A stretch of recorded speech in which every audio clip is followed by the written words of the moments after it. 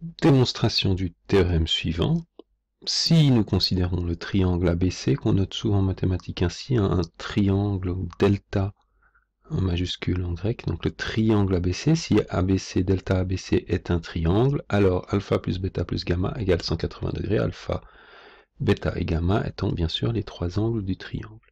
Ce théorème peut également s'écrire ainsi: la somme des mesures des angles d'un triangle est égale à 180 degrés. Ou encore, lorsqu'on a besoin de faire référence à ce résultat et qu'on doit l'écrire de façon très petite, théorème somme des angles du triangle égale 180. Théorème qu'il s'agit de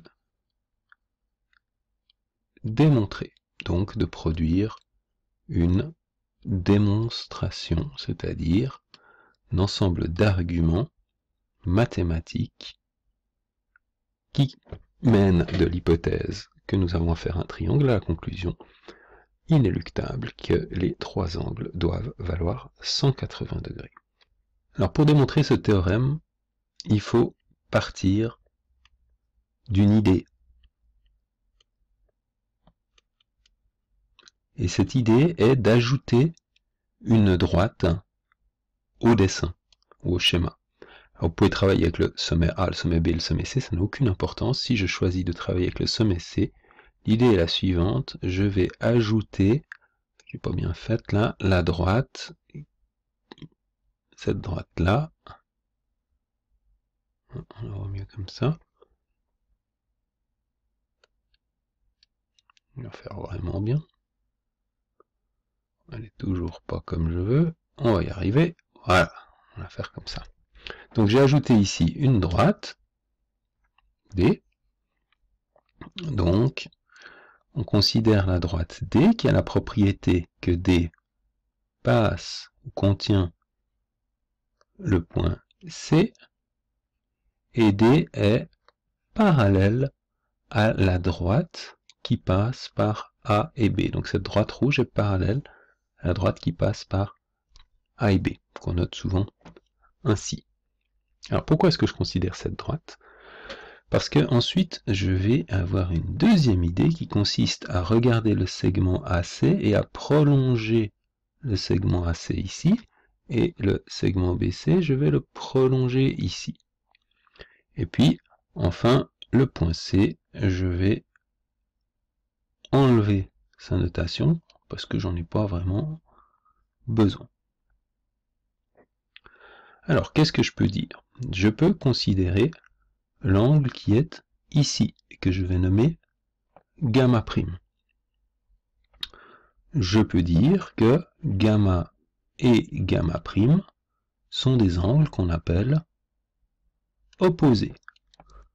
Pourquoi sont-ils opposés? Ben, tout simplement parce que c'est la définition de ce que sont des angles opposés.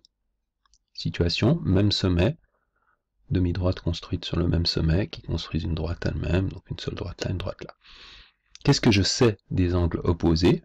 Je sais que des angles opposés sont égaux. Pourquoi est-ce que je sais que des angles opposés sont égaux? Eh bien ceci, c'est un théorème que j'ai déjà démontré, théorème sur les angles opposés, qui me dit que lorsque je suis en présence d'angles opposés, alors ils sont égaux. Puisque j'ai déjà démontré ce théorème, je peux bien sûr l'utiliser comme élément argumentatif. Je vais maintenant considérer l'angle qui est ici. Je constate que j'ai ici une droite D, et j'ai ici, je peux la dessiner également, on va la faire en rouge aussi, hein. J'ai ici cette droite qui serait la droite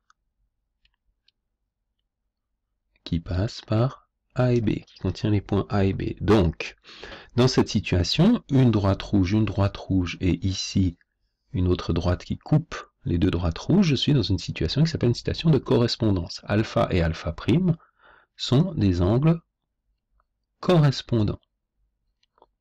Pourquoi sont-ils correspondants?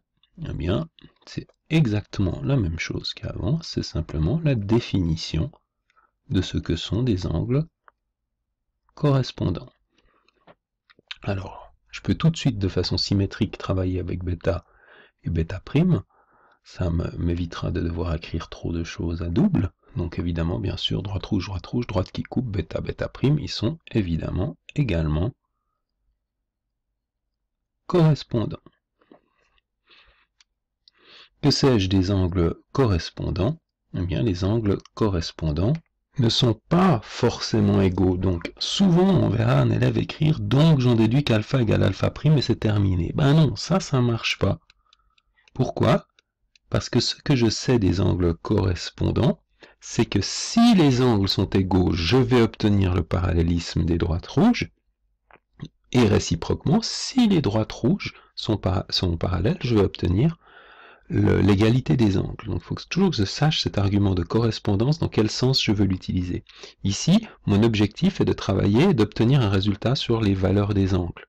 Donc je vais essayer de regarder si j'ai une connaissance sur le parallélisme. Or, j'ai ici construit ma droite rouge, celle du haut, D comme étant parallèle à la droite rouge du bas. Donc, je sais, en plus, que la droite D est parallèle à la droite qui passe par A et B. Pourquoi est-ce que je sais ça?